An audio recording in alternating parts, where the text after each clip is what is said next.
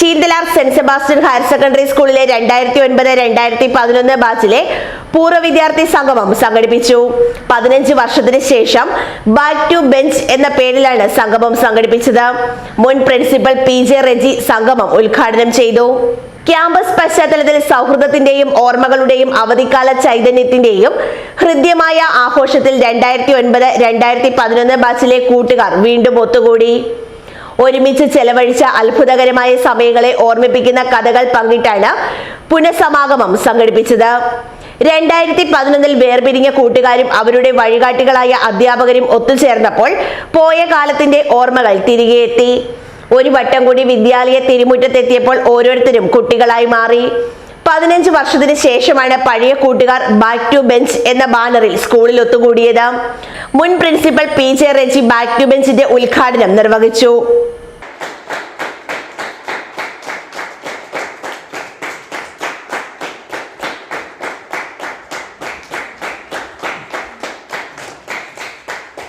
മാനസികമായ അടുപ്പം അതാണ് ഞങ്ങളുടെ വിജയം.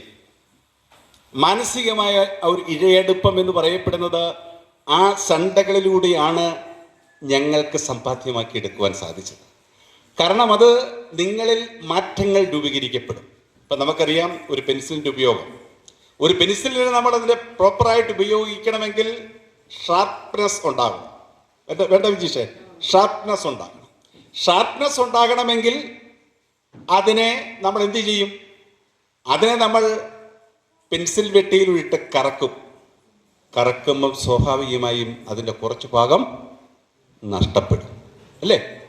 കുറച്ച് ഭാഗം നഷ്ടപ്പെടുമ്പോഴാണ് അതതിൻ്റെ ലക്ഷ്യത്തിലെത്തുക, അത് പൂർണ്ണമായി ഉപയോഗിക്കുന്ന രൂപത്തിലായി മാറുക. ഇത് തന്നെയാണ് നമ്മുടെ അനുഭവവും.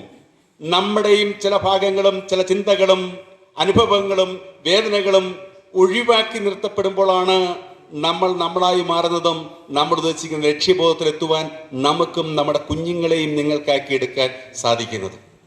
ഉദ്ഘാടനത്തിന് പിന്നാലെ ബാക്ക് ടു ബെഞ്ചിന്റെ ലോഗോ പ്രകാശനവും നടന്നു. മനു KR, ഫ്രിങ്കിൾ ജോസഫ്, സുകന്യ അരുൺ, ശ്യാം സൈമൺ എന്നിവർ സംസാരിച്ചു. ചടങ്ങിൽ അധ്യാപകരെ ആദരിച്ചു.